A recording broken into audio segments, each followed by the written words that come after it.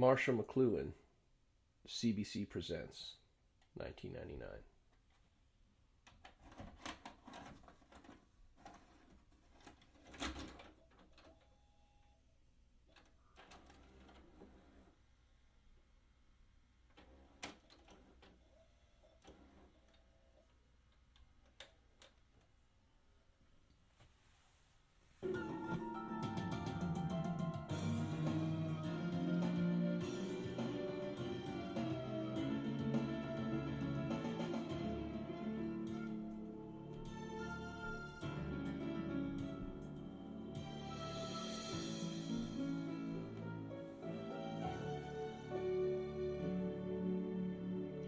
Hi and welcome. I'm Anne-Marie MacDonald. The medium is the message. Global village.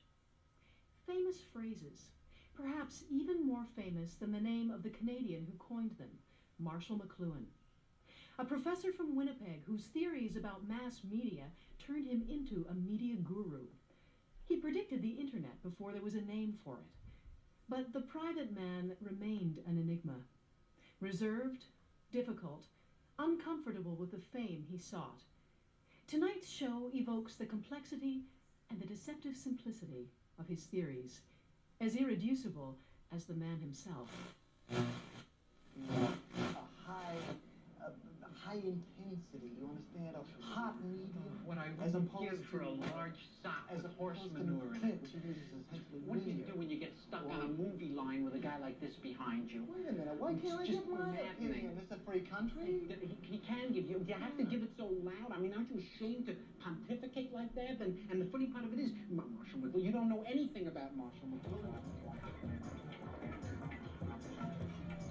He was the most important Canadian who's ever lived. A man who has thought more about communication in the 20th century. His name has become part of the language. With me now is Marshall McLuhan. Marshall McLuhan is the most influential, word in this most misunderstood communications expert. His name has become password into the world of real and pseudo-intellectuals. When Marshall said the medium is the message, that was an act of high poetry. So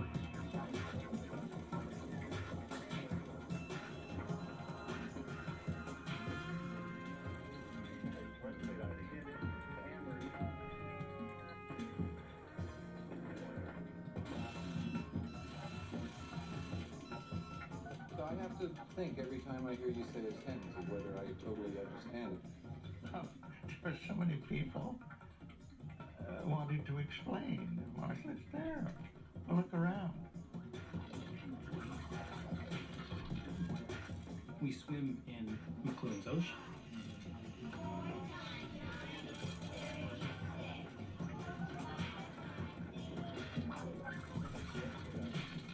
Much of what he said would happen, or guessed would happen, has happened.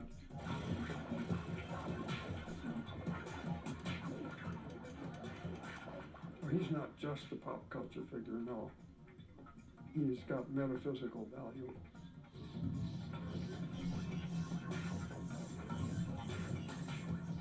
Doctor, do you ever get bothered when people tell you that you're a very brilliant man, but with the next breath they say they don't understand a word you're saying?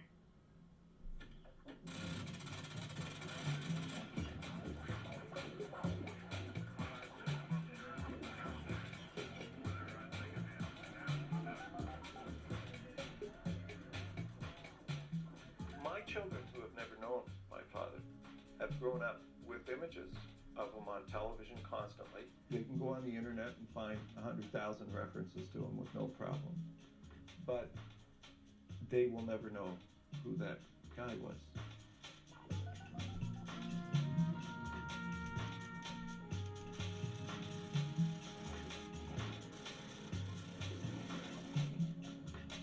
He came from a long line of bullshitters par excellence. His father was a great storyteller, genial. Everybody loved him, but not a big success, not very aggressive. His mother was a powerful character, a rather forceful woman who felt that she was never appreciated, never had her proper place in the scheme of things.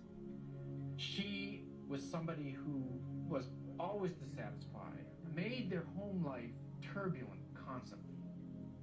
looked to Marshall, her oldest son, as somebody who could be almost like the chosen vessel of her ambitions and her hopes that she could never quite fulfill. Marshall felt, as a kid, more of a man than his father.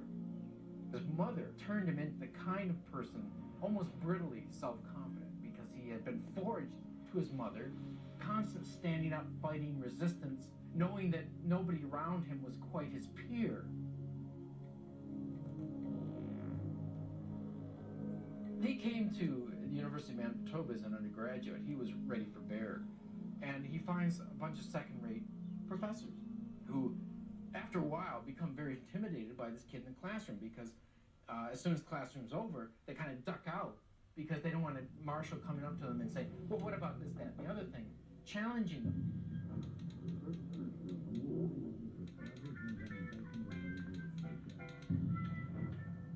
He was besotted with this idea of literature. He wanted to become one of the great, well-read, cultivated men of letters. And of course, the irony was that as soon as he leaves University of Manitoba and goes to Cambridge, he realizes that not just the level of instruction, but the whole approach was something that was outmoded, belonged to a previous era that no longer worked. It made him realize that he was going to have to pull up his socks because this was not Winnipeg. This was where things were happening. People were not necessarily impressed by him the way they were back home. When I talked to his tutor, he said, well, I always thought McLuhan was a good person of the second order, you know. He suddenly found himself right in the middle of the new critics, the people like I.A. Richards, who were revolutionizing the study of literature. What Richards was trying to do was figure out what is a good poem. So he was trying to train his students to actually reading the text, reading the words, finding how the words worked in combination with each other, the shifting levels of meaning, imagery, and so on. Very technical, very analytical, very formal. So McLuhan, of course, this is something of a shock because now suddenly you're not talking about somebody's ideas, you're talking about the way the words actually work. And it's the basis of the whole approach to a study of media. Something like television. He's not going to take what we call the content of television. Instead of I Love Lucy, maybe we should have televised Shakespeare plays. He says, no, let's look at the medium itself. In the same way that you look at a poem, you don't try to understand a poem by summarizing the content. You understand it by seeing how the words actually work, the effects that they actually create in the psyche of the reader. Haiku is Japanese poetry. Ivy on a wall, like wee little animals climbing to their home. Well, Marshall, what does this all mean? The media are at the heart of our life because the media work through our senses. And print is a medium. It changed our sense makeup from what it had been in the Middle Ages. And now certainly these other media will do the same. Look, let's back up just a bit, Marshall.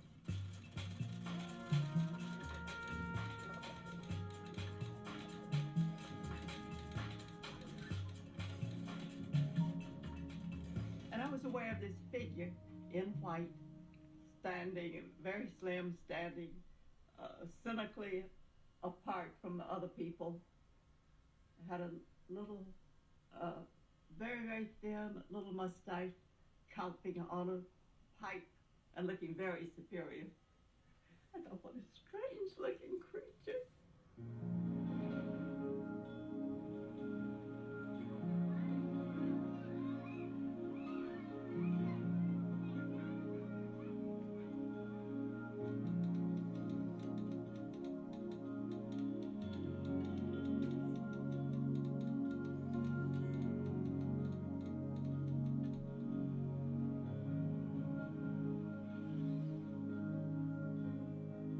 He returned to the U.S. teaching at St. Louis University, early 40s. McLuhan faced the problem of English professors who are teaching students who are not necessarily interested in literature. McLuhan always refused to bore himself. So, lo and behold, he looks at comic books, he looks at advertising. In his class, instead of boring his students to death and boring himself to death, he decides, look, this is your world. The world of advertisements and magazines and radios. Do you understand it? You don't. The Batman cult may well be related to the fact that most of the television producers of our time were having their adolescent comic book phase when Batman was a new form, I began to study popular culture, the sports, the humor, the comics, as a way of setting up a more natural dialogue with my students.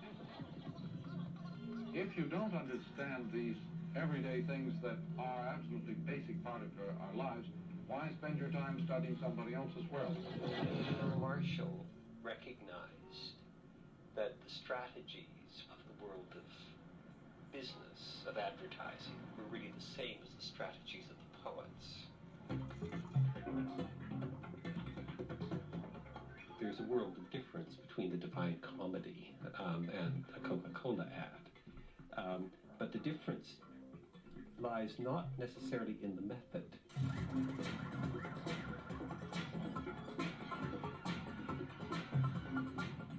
Marshall took absolutely everything seriously.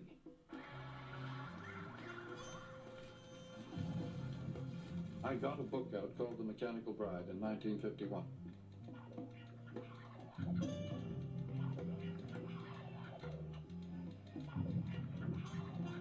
The Mechanical Bride, which was his first book, work that is of extraordinary significance. What we speak of now as popular culture was very much a part of The Mechanical Bride.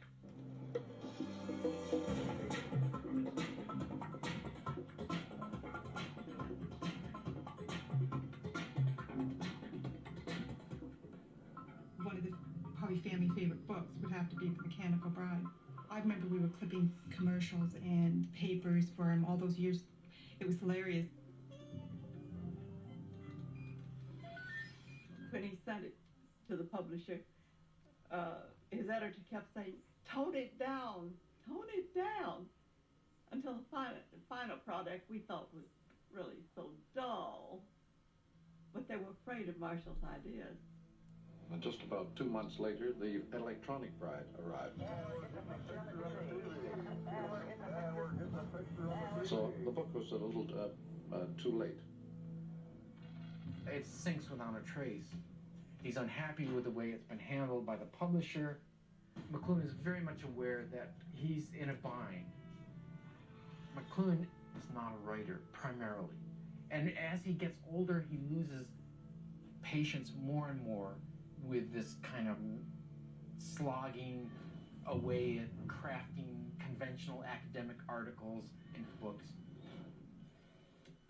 His genius is as ancient cynic philosophers who go around making fun of the conventional ideas, talking to the crowds. This is McLuhan.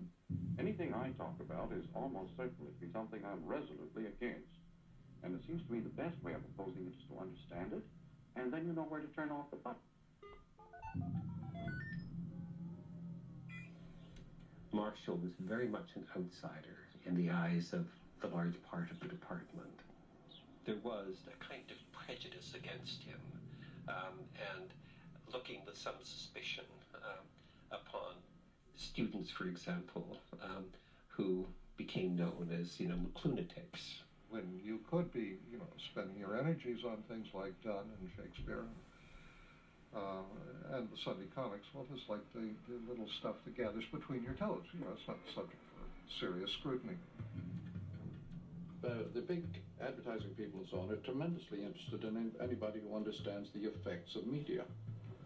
They don't want to know about the content. They can provide that. They want to know what the effect is. And I study the effects. I'm the only person in the world today who studies the effects of media. If the audience can become involved in the actual process of making the ad, then it's happy.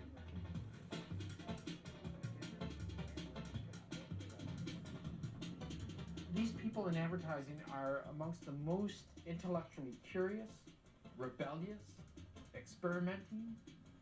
For a lot of them, McLuhan is, he comes out of the blue as somebody who suddenly, for them, is a guru, is a guide, somebody who can help them understand what they're trying to do, what kind of market they're trying to reach.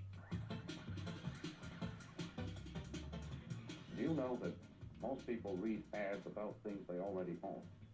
They don't read things to buy them, but to feel reassured that they have already bought the right thing.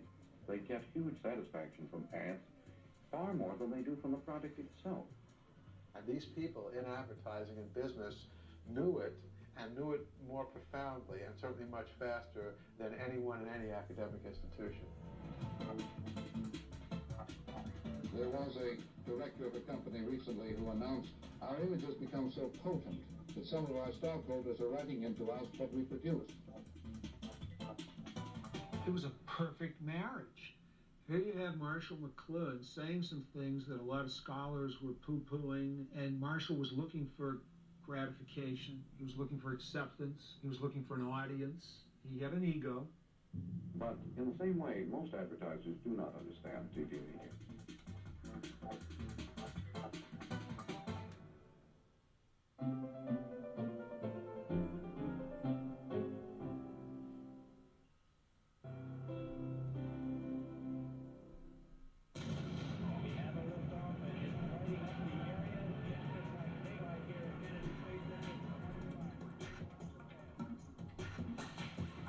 With the 60s, the ferment, the expectation that things were really happening, something was in the air.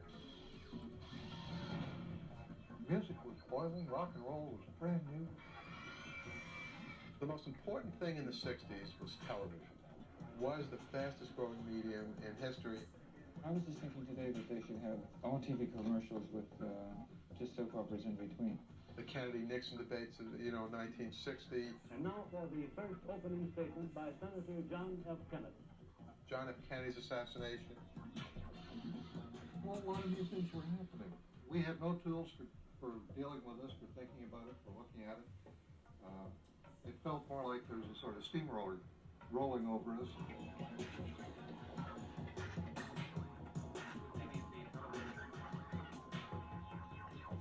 McLuhan was the first theorist to talk seriously about television. Mr. Nixon, would you like to comment on that statement? I have no comment. Nixon, he was a hot character because he had only a private image. He had no corporate image. He merely looked like Richard Nixon.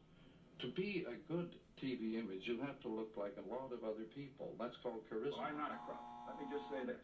Here, finally, was someone, a theorist who was taking television seriously. It wasn't just something to do, just a casual one-night stand. It was changing our lives.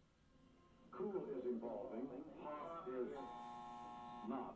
It suddenly becomes evident that the whole political system in North America is being utterly revamped by television. The man and the period came together. Very much. Television gave the old electric circuitry that is already here, gave it a huge extra push in this direction of involvement and inwardness. He asked, not what's on television, but what happens when you watch television, regardless of what's on television. Television is a serious medium. It's an inner-oriented medium. You are the vanishing point. It goes inside you. You go on an inner trip. It is the prelude, the vestibule to LSD. Global villages, as big as a plant and as small as a village post office. As big as a plant. The global village is a world which you don't necessarily have farmers who have concern with everybody else's business and much involved in everybody else's life, sort of a mailman column of its large. TV change at once the way in which we see or hear or touch or feel ourselves and our world. The tribal man is the man created by the new electronic medium. We're in the process of making a trial.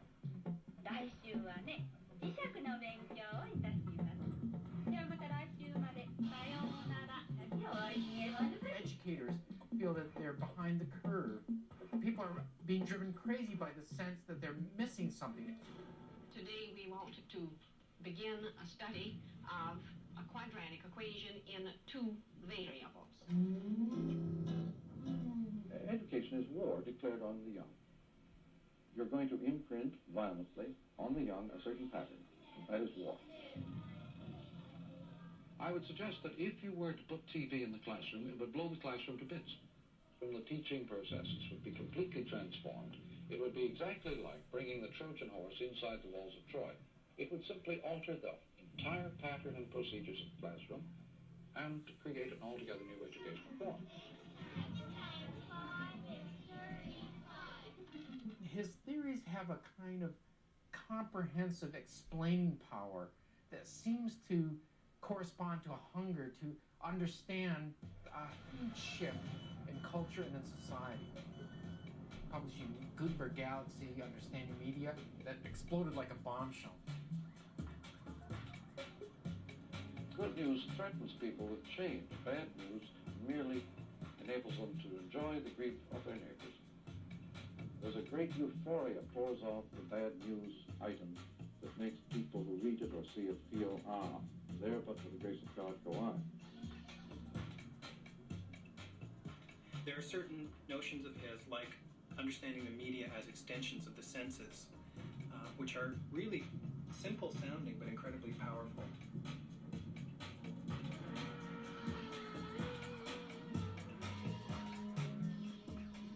Or this thing is going to not only transmit material that you know, it transforms the way you are in the world. It does not just transform the message, it transforms you as a human being. On TV, you don't have a physical body, you're just an image on the air. When you don't have a physical body, you're a discarnate being.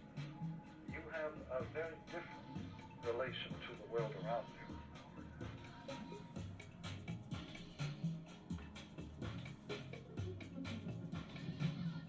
you better be aware of that if you want to retain your intellectual and spiritual and personal autonomy. The man and the period came together. There's a tremendous explosion of interest in him. From everything from Life magazine to NBC television, Playboy magazine, newspapers in Canada and the United States. A man who was misunderstood communications expert in the world. 20th century. Suddenly, everybody has to do a piece on McLuhan. You've been writing about the mass media for a good many years, and now you're an object of the mass media. How has this changed your view of it? Let me instead explain why this has happened. That's the really interesting arc of his career, because how is it the case that this obscure English professor becomes the media guru, becomes the expert on how the media work, and at the same time becomes a media star? It was an interview between Pat and McLuhan, and I was the producer and director, and so my thought was that I would set the interview up in a 360 surround with the setting of screens and monitors. We should also see the back of his head and a tight close-up of his face and or lips, just to amplify. And so that's how I set it up, and we began the work, and sure enough, barely a few moments into the discussion, McLuhan actually called the proceedings to a halt. He abruptly ended the interview and walked out saying that he couldn't work, he couldn't concentrate in an environment that had so much going on. While he could name these new developments, he didn't want any part of them in his own personal life.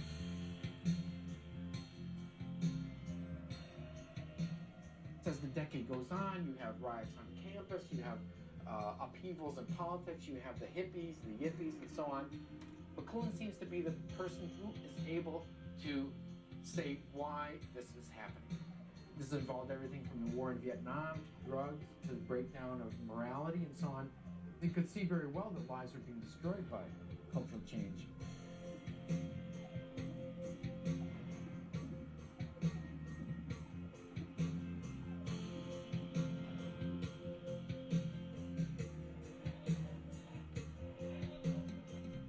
I think a great deal of the misery and confusion of our time is related to the fact people still are trying to find goals in a world that is moving so fast that no possible goal could remain in focus for 10 seconds. He was somewhat chagrined at the hippie movement's embracing of a lot of his principles as a justification for doing what they did, because he certainly was a very conservative person. Aren't they going to turn that down? The go-go girls ordinarily have a cage while appearing to manifest their energies untrammeled, unconstrained.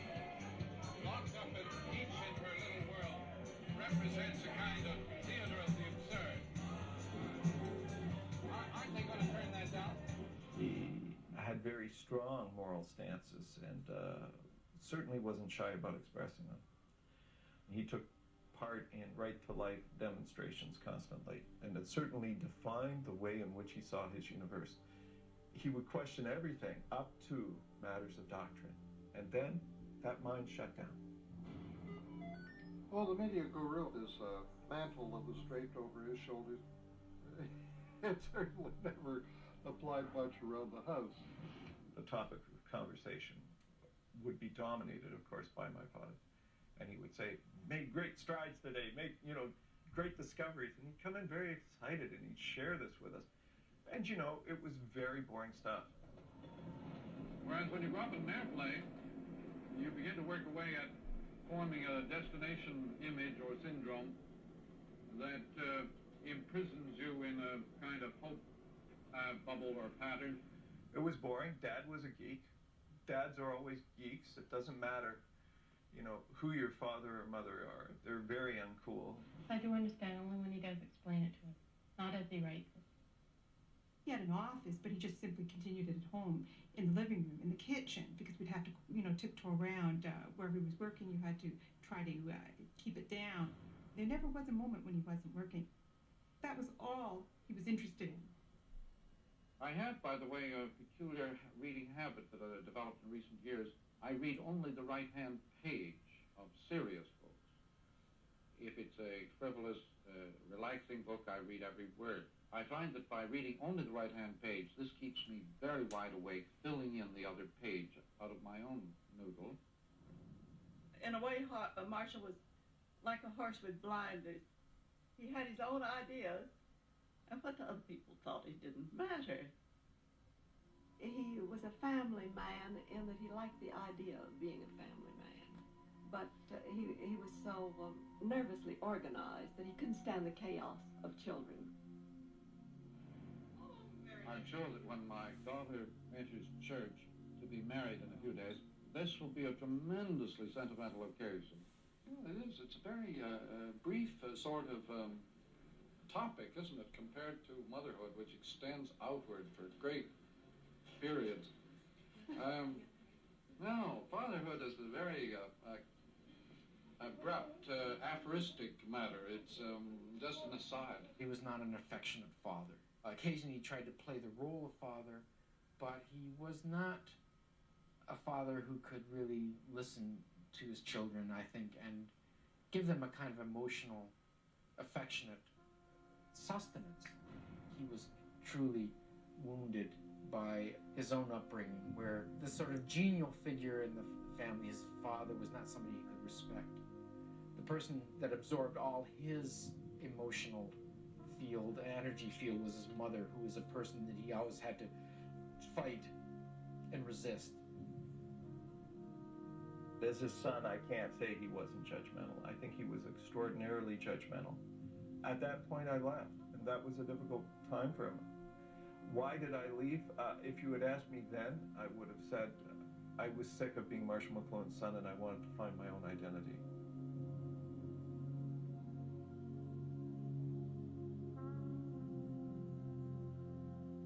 Telescope 67 returns to Marshall McLuhan, provocative Canadian who will soon be taking his message to the $100,000 a year Albert Schweitzer Chair in Humanities at Fordham University, right after this message.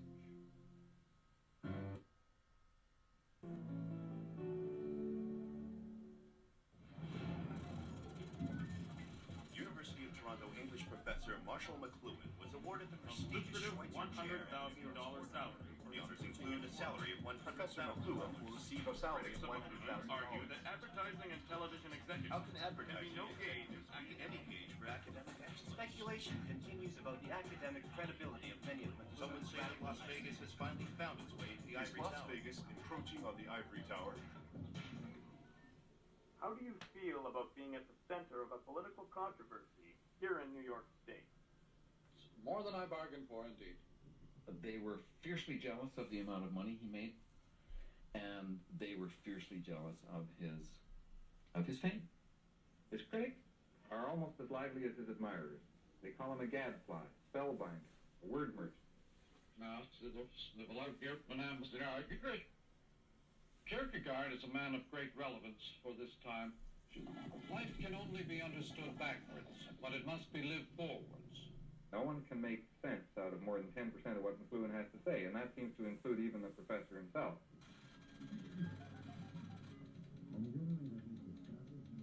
If I were to trust the observations of my critics, I would despond and despair to the point of cutting my throat.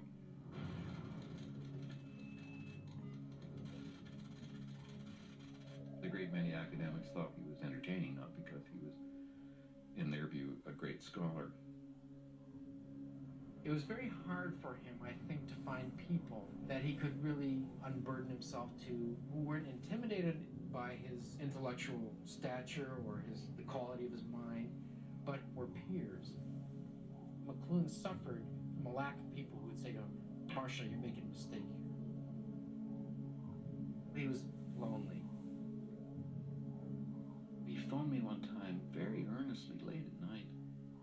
And he said, "Now look, you know Pierre Trudeau better than I do. I want you to phone him and tell them that he has got to insist that the CBC create a national joke-telling program, because in every joke there's a grievance, and in the utterance of a joke, you ventilate the grievance, and it would be so good for Canada if we had jokes coming out all the time. They've got to do that. Tell Trudeau that." And I said, "Marshall, you know Pierre Trudeau as well as I. Why don't you phone him?" "Oh, I can't phone him. You phone him."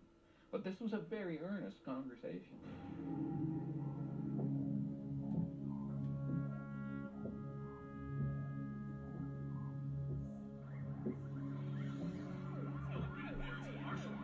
Marshall McLuhan was rushed to hospital today in New York City for emergency brain surgery. It was a long operation because it couldn't be just removed. It had to be picked bit by bit in order to not to injure the brain, have lesions. He lost 5 years of reading and people's faces and who they were. He had a lot of strange preferences afterwards, preferring things in the past, people and methods of doing things. I could help out there. At that point, his Catholicism took precedence over anything else. That was his rock, his stability, and that's where he came back to. Not on the surface, deep down inside, it was the #1 priority. Perhaps he said to himself, "Now I have the base from which I can depart on any adventure I want, because I can always come home to the altar."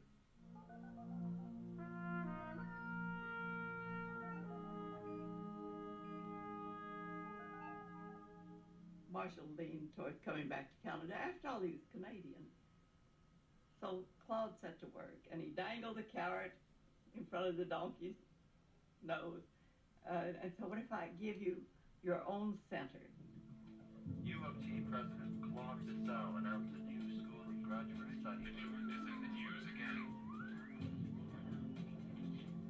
Critics resist giving the center degree-granting status.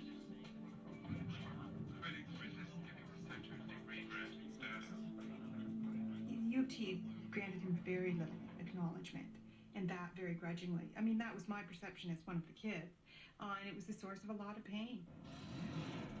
In the 70s, there's no longer a kind of apocalyptic feeling in the air that there was in the, say, 1966, 67. There's less of an appetite for McLuhan. At the same time, his health is iffy. His intellect is still as sharp as it ever was, but his resilience is gone. He's physically depleted, emotionally depleted. McLuhan, in some ways, is a comet that suddenly ascends, burns so brightly against the background of society, and then seems to burn out. People seem to rapidly lose interest in him. Suddenly, he's no longer such an object of curiosity.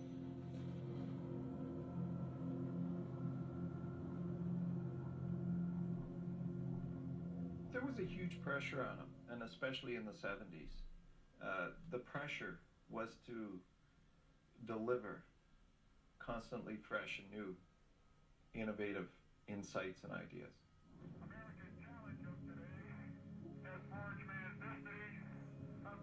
I ask you as a communications expert, have we had too much communication about the moon or not enough? Or why are some people now incredibly, to me, bored by it? They put what happened in nature up until that time inside a man-made environment. And by turning the planet into an art form, they in effect scrapped it. I have a feeling, Dr. McLuhan, that you're getting some kind of point across down there.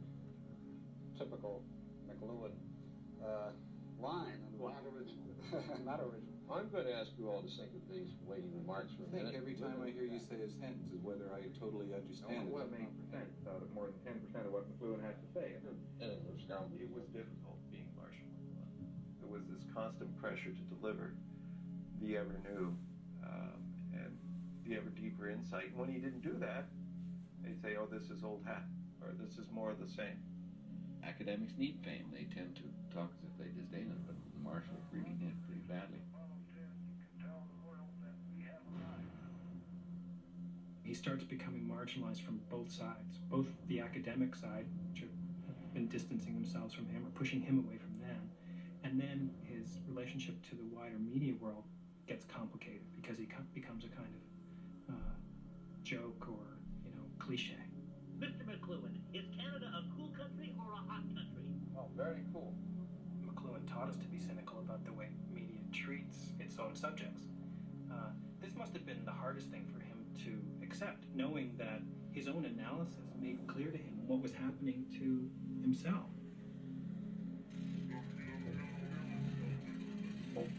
He, more than anybody, could see clearly the trajectory that he was on. In a sense, he dies for everybody's sins. Despite a veritable who's who of Canadian and American celebrities from around the world have arrived at the door of the McLuhan Center. The University of Toronto announced the Center for Culture and Technology will quote, Marshall McLuhan is currently recovering from a stroke which has left him unable to resume his teaching duties. I see him standing at that southeast window in the house in which we park looking out over the pond in that spring after the stroke when he couldn't speak anymore, and I see snow coming down. It's April and he has just learned that he, unable to defend himself anymore, has been told that the McLuhan Center is going to be closed down, and having not spoken for some weeks, he turned and sadly said, April is the cruelest month.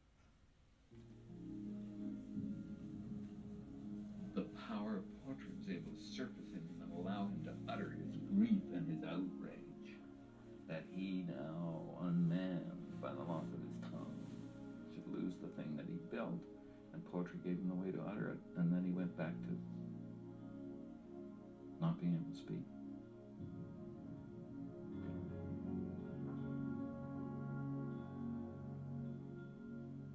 It wasn't until he couldn't speak as sharply or as quickly that we became close. He became a very much more emotional person. There's this difference between who the person is and who the persona is that's out there. People didn't treat you like an individual. One day they loved you, next day they hated you.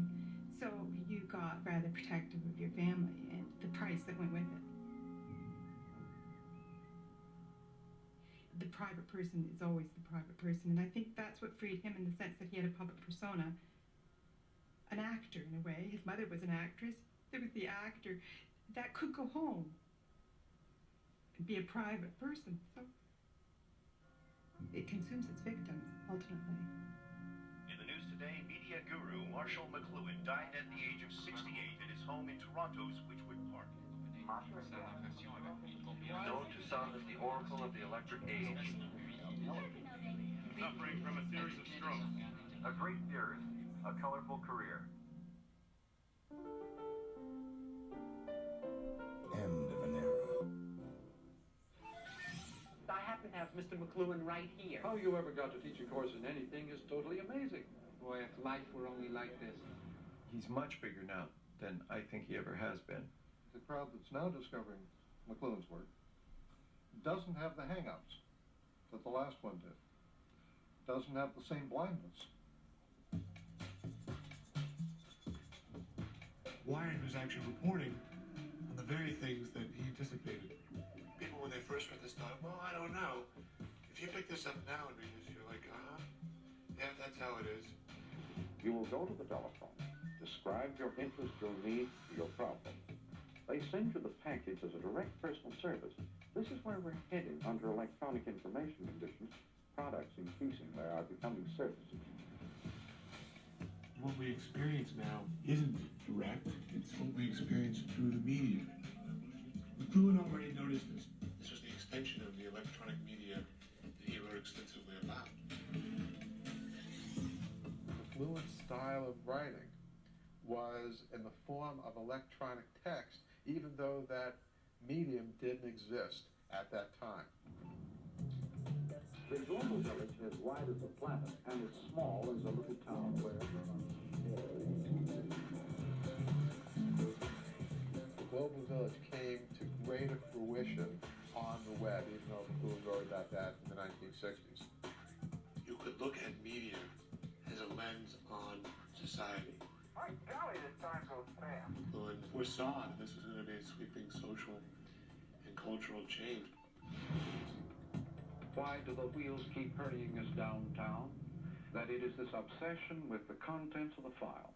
Documents, contracts, data. All of these materials actually could be just as available on closed circuit at home. The nature of instant speeds, telephone, telex, computer, is to decentralize all forms of management and all forms of hardware. The computer literally could run the world from a cottage. Well, you don't keep moving, you just keep getting more deeply involved. You yourself are fed into the process of living in existence. So existentialism is just another name for this electric circuitry. This circuitry is terribly upsetting. It messes up all the categories. This sudden sense of being fed ever deeper into an ongoing process.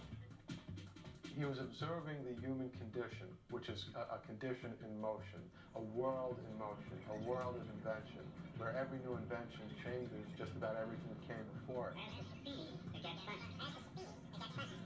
As the speed gets faster. Our marketing, for example, is way ahead of our production processes. As the speed gets faster, you would get a crazy pattern, wouldn't you, in a big orchestra? Where advertising is heading is quite simply into a world where the ad will become a substitute for the product. The post-romantic nihilism of our culture is make your life a television show. Worse than that, make your life a brand. Put together a kind of personal brand narrative that is you. And there's no self at the center of it anymore. It's just your preferences and your consumer choices and the way you put your ensemble of branded clothing together and the music you listen to and the books you buy. The brand is you. What kind of a world would you rather live in? I think that's it. McLuhan's influence extends to the Athens Olympics of 2004, where McLuhan's scholars plan to show a history of writing from the alphabet to the internet. That's our show for tonight. Here's a preview of the next Life and Times. A writer's passion. One must pass through something terrible in order to become whole. The Life and Times of Timothy Findley, Tuesday night at 9.